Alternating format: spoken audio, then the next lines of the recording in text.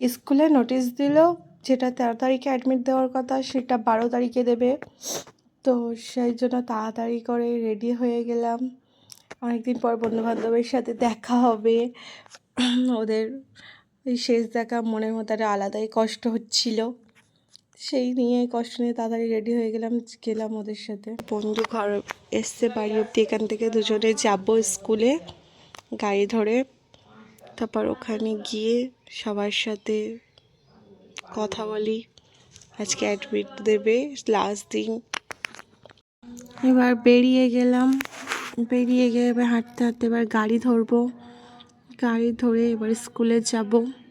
দাঁড়িয়ে দাঁড়িয়ে একটা গাড়ি পেলাম। তারপরে ভাবলাম অনেক লেট হয়ে গেছে, অনেকটা কতক্ষণ দাঁড়ালাম, লেট হয়ে গেছে। তারপরে গিয়ে দেখি স্কুলে, ও এটা কি, এখনো গেটই খোলেনি। যখন গেট খুললো আমরা ঢুকছি, আর আমরা আগে আগেই ঢুকছি, আরও ফ্রেন্ডসরা আসবে। ওদের 12টা থেকে টাইম দেওয়া হয়েছে, আমাদের 11টা থেকে। কমার্স আর সায়েন্সের 11টা থেকে, আমরা কমার্স, আর ওরা আর্টসের, তো ওদের 12টা থেকে ওরা আসবে। আমাদের দিতে দিতে ওরা চলে আসবে। লাস্ট স্কুল বলে একটু দেখে নিচ্ছিলাম, ঘুরে নিচ্ছিলাম। লাস্টবারের মতো স্কুলটা দেখে নিই, ঘুরে নিই। ভালোই লাগছিল না, একটু মুডটা খারাপ লাগছিল। অ্যাডমিটটা পেয়ে গেলাম হাতে, যেটার জন্য গিয়েছিলাম। এবার ফ্রেন্ডদের জন্য একটু বসে রয়েছি, ওরা আসবে। ও তো আমাদের টাইমিং তো হয়ে গেছে, তো সেই টাইমে ওরা এবার আসবে ওদের টাইমে, তাই ওয়েট করছিলাম।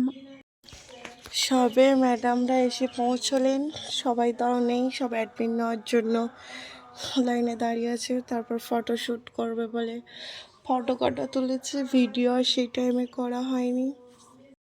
ততক্ষণে আমার বেস্টি অ্যাডমিট নিয়ে চলে এসেছে, তো তাই ওর জন্য একটা গিফট নিয়ে গেছিলাম, কিনে রেখেছিলাম। তো সেদিন অনেক দিন ধরে দেখা হয়নি, তাই দেওয়া হয়নি, তো সেদিনকে দিয়ে দিলাম। এই গিফটটা দিয়েছি সেটা নিয়ে মানুষ খুশি হবে কোথায়, ও নিয়ে আগে ব্যাগে ঢোকাচ্ছে। আর থ্যাংক ইউ তো বলার কথা, সেটাও না। আমার বেস্ট ফ্রেন্ড এরকমই, কী আর করবো, কপালের দোষ। লাস্ট বারের মতো গ্রুপ পিকচারগুলো তুলে নিলাম, আর যেগুলো ছিল সেগুলো দিলাম। এগুলো সব হয়তো সবাই চলে যাবে, বাট এই পিকচারগুলো স্মৃতি হয়ে রয়ে যাবে। তোরা ভুলে যাস না রে বন্ধুরা। সবাই খুব ভালো থাকিস রে।